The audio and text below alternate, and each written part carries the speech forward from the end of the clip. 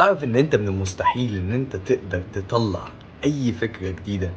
دي سلسلة يوم التلات واللي انا بتحدى نفسي فيها ان انا ما اكونش بيرفكت. المهم، هل تقدر تتخيل لي اي كائن عمرك ما شفته قبل كده ولا عمر الناس شافته قبل كده؟ غلط. بكل بساطة اللي انت تخيلته، انت تخيلت شيء معمول عن حاجات انت شفتها قبل كده. يعني جبت راس تمساح على رجل فار على تركيبات مع بعض علشان تطلع لي الشكل اللي انت طلعته في دماغك. ببساطة انت فشلت علشان دماغك شغالة بطريقة تخليك من المستحيل ان انت تطلع اي شيء جديد. هي بالظبط عامله زي المكنه، مكنه القماش. هتدخلها قط هتطلع قماش، هتديها انبوتس هتطلع لك اوتبوتس بيزد على الانبوتس اللي انت حطيتها له.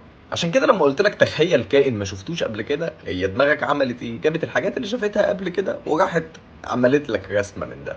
اذا الدماغ غير قادر اطلاقا ان هو يبدع اي شيء جديد.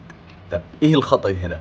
الخطر هنا ان دماغك مش هتشتغل كده بس وانت بتدور على كائن حي جديد. هي دماغك بتشتغل بنفس الاسلوب كل يوم كل ساعة وجسوت بدون توقف، which is شيء متحكم في كل حاجة انت بتعملها. في كتاب اسمه ما الانسان لحد اسمه مارك توين، ممكن انصحكم تقروه. هو بيقول لك ان الدماغ هي عبارة عن مراية للعالم اللي انت بتشوفه.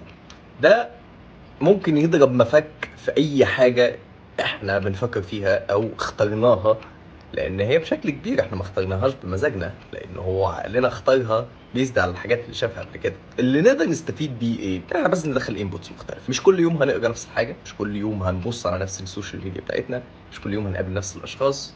احنا شخصياتنا زي ما هي دلوقتي هي ما هي الا تراكمات من الحاجات اللي احنا اخدناها فطلعت لنا الاشخاص دي. هي الموضوع زي ما قلت لك، دماغك هي انبوتس هتطلع لك اوتبوتس، فما تستناش ان انت تكون انسان جديد مختلف بحياه مختلفه وانت بتدخل نفس الانبوتس. بكل بساطه مش هتعرف.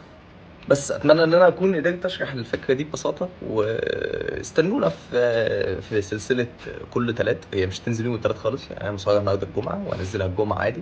فبس. ويوم التلات ليه؟ عشان يوم التلات ملوش لازمه.